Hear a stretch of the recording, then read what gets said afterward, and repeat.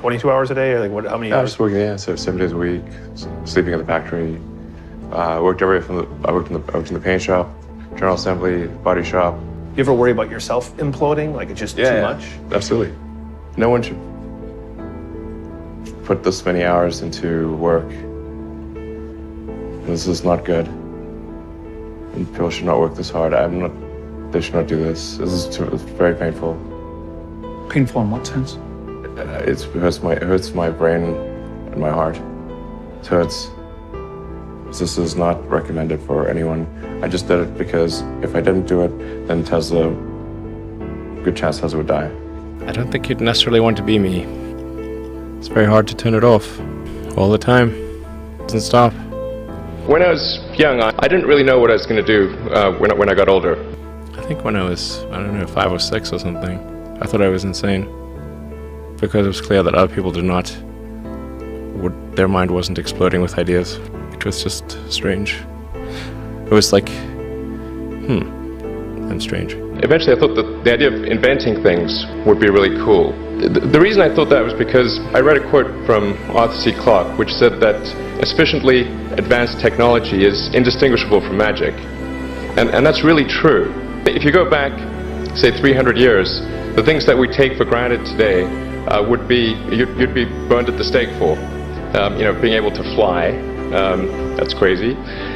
Being able to see over long distances, being able to communicate.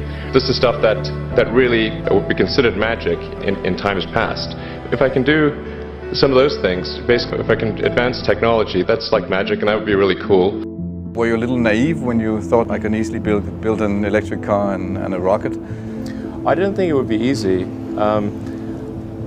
Like I said, I thought they would probably fail. But creating a company is almost like having a child. So it's sort of like, how do you say your child should not have food?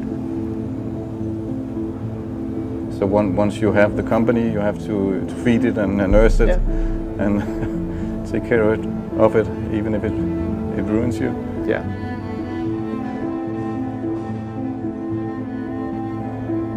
But I suppose there were some tough times in end of 2008. How did you get through that period of crisis? Yeah. 2000 and... Can we just break for a second? Sure, of course. Yeah. You want to wait a little while? Man, I sure hope it was worth it. Sure hope it was worth it. One of the most difficult choices I have ever faced in life was in 2008. I think I had maybe $30 million left, or $30 or $40 million left in 2008. And I had two choices.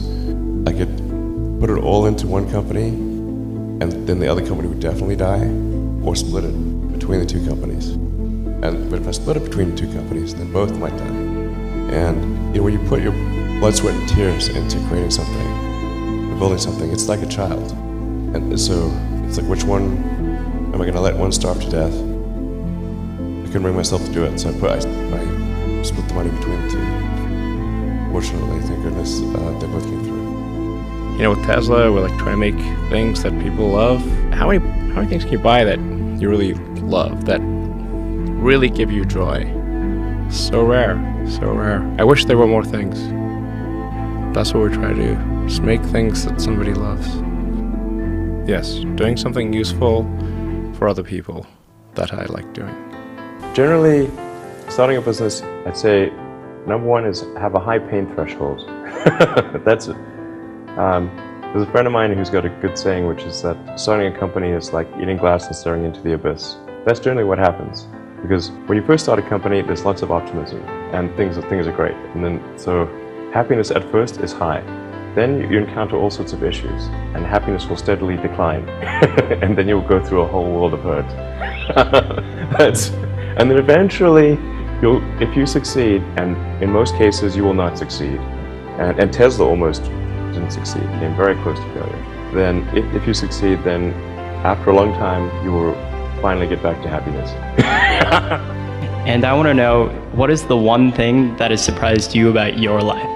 Well, I'm surprised by the whole thing, honestly. I certainly didn't expect for any of these things to happen, honestly. In fact, the only reason I started a company back in '95, an internet company, was because I couldn't get it. There were only a few internet companies, and I couldn't get a job at any of them. So I tried to get a job at Netscape, and sent my resume in and tried hanging out in the lobby, but I was too shy to talk to anyone. And then I was like, okay, well, I guess I'll have to start a company because I can't get a job anywhere. Really liking what you do, whatever area that you get into. Given that, even if you're the best, there's always a chance of failure. So I think it's important that you really like whatever you're doing. If you don't like it, life is too short. If you like what you're doing, you think about it even when you're not working. It's something that your mind is drawn to. And if you don't like it, you just really can't make it work, I think.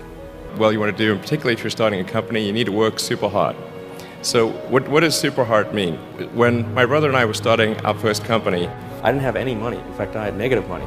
I had huge student debts. In fact, I couldn't afford a place to stay and an office. So instead of getting an apartment, we just rented a small office and we slept on the couch. And we showered at the YMCA. And there was an ISP on the floor below us, just a little tiny ISP. And we drilled a hole through the floor and connected an modem cable. That gave us our internet connectivity for like $100 a month.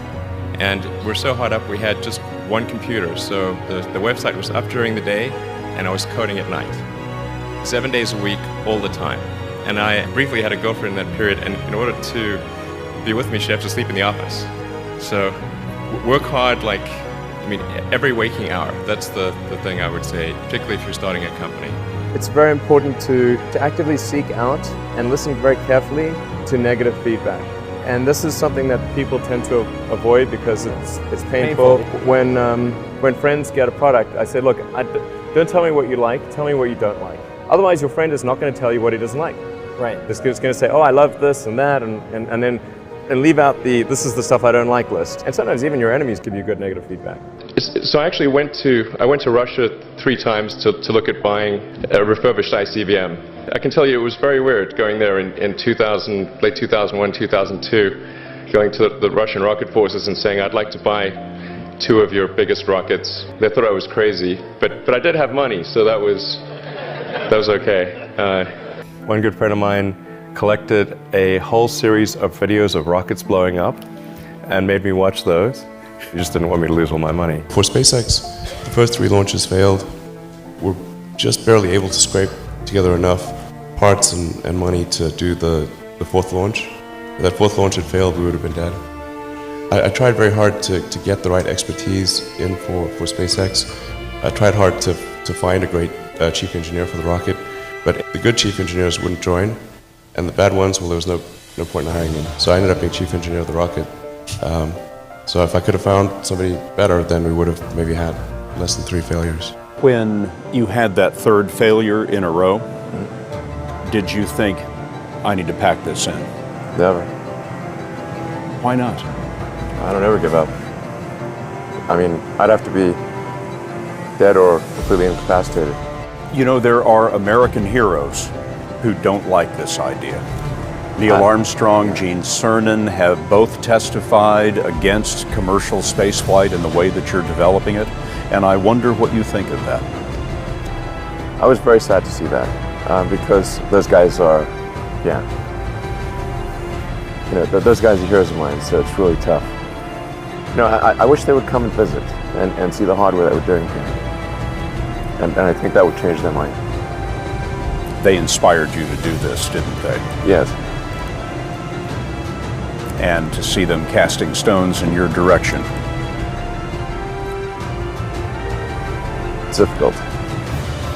Did you expect them to cheer you on? Certainly hoping they would. When critics say you can't do this, your answer to them is, we've done it.